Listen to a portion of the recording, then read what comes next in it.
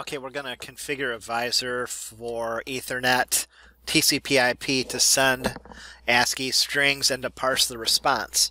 So from SensoFind, we go to Configure, and we'll add a new job with a couple of detectors here. And we'll go to the Output, Setup, and we'll come down here to Interfaces and make sure in row 4 we have this enabled. And note the software ports for VISOR in and VISOR out on 2005 and 6. Obviously 2006 is going to be a PLC out to this VISOR input. Next, let's look at this Telegram tab.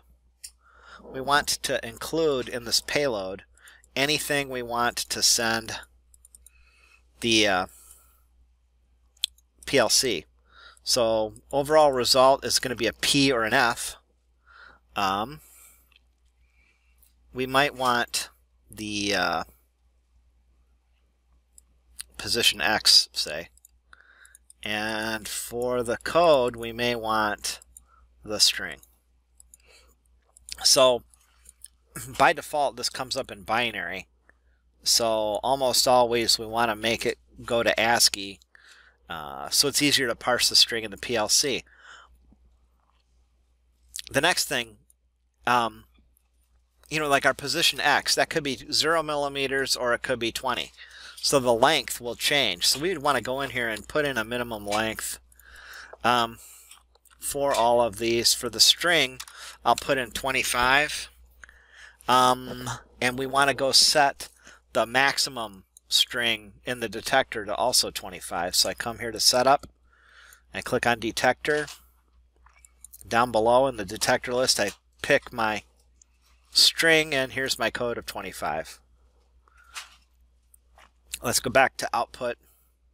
You can have like a start character, TR, and a separator. I'll use a vertical bar, and the end of telegram I'll do ET. And we'll see where they show up in just a minute. So looking at our detectors, these are both passing. And we have a code here, SensoPart, how original. And we'll start the sensor and go to our terminal program. So here I have this program called Hercules. And let me resize these. You can see I've connected to port 2006 and port 2005.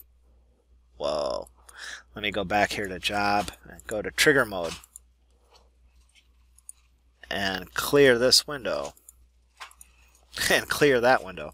Okay, so let's trigger just one time by clicking the send to out port 2006 to VISOR input 2006. TRG is a string we're going to send.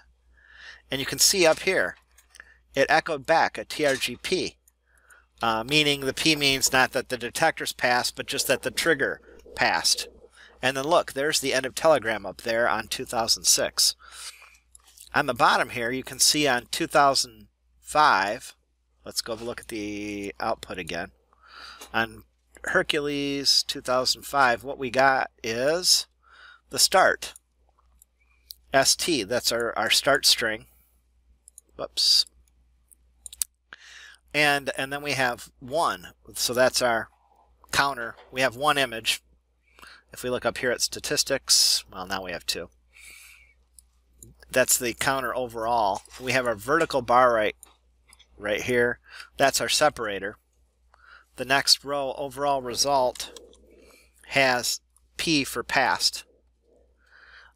Next we have width of position X. So you can see we've got 9 spaces because the minimum length is 10 characters, and there's our vertical bar as the spacer, and this number right here is actually 1092.185 for position X. And then we have again our separator, and the 4th row you can see is the data code string, which we saw was SensoPart. And we've got trailing spaces to make up the total length of 25. And we've got our TR character again. And if we trigger it again and again, nothing happened because I didn't click Start Sensor. Now let's go back to Hercules and send the trigger again. Let me format this size. There we go. So you can see the image counter, we're at 4. And here our image counter, we're at 4. Okay, so this is a good format. So each row here is the response from one trigger. We've got our start, our counter, our pass, the position, the string, and we've got the spaces trailing to make up the minimum length. You know, you're probably going to use either a minimum length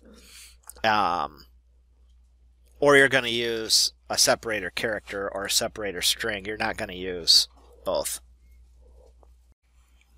The next thing that people often want, you can see how these all these responses are running together. So often people will want a trailing character or a carriage return or a carriage return and line feed. And we can do that. We'll just stop the sensor and go to output. And here we have a trailer. And so we can put in / as a trailer. And then you can see the / comes through to mark the end of the telegram. Also, we could add carriage return and line feed. And if you just Google carriage return in ASCII, yeah, carriage return is 0D hex and line feed is 0 alpha hex. So we can't directly enter that here, but we have this field here for ANSI or hexadecimal. And you can see that our slashes got converted to 5C hex. And so we can just put in here a 0D for a carriage return and a 0A for a line feed. And we can do that, you know, twice if you want to. And start the sensor. And we'll look at Hercules here. Let me clear this window. There you go. So you can see the carriage return. We have this / and then we have the carriage return and line feed times 2.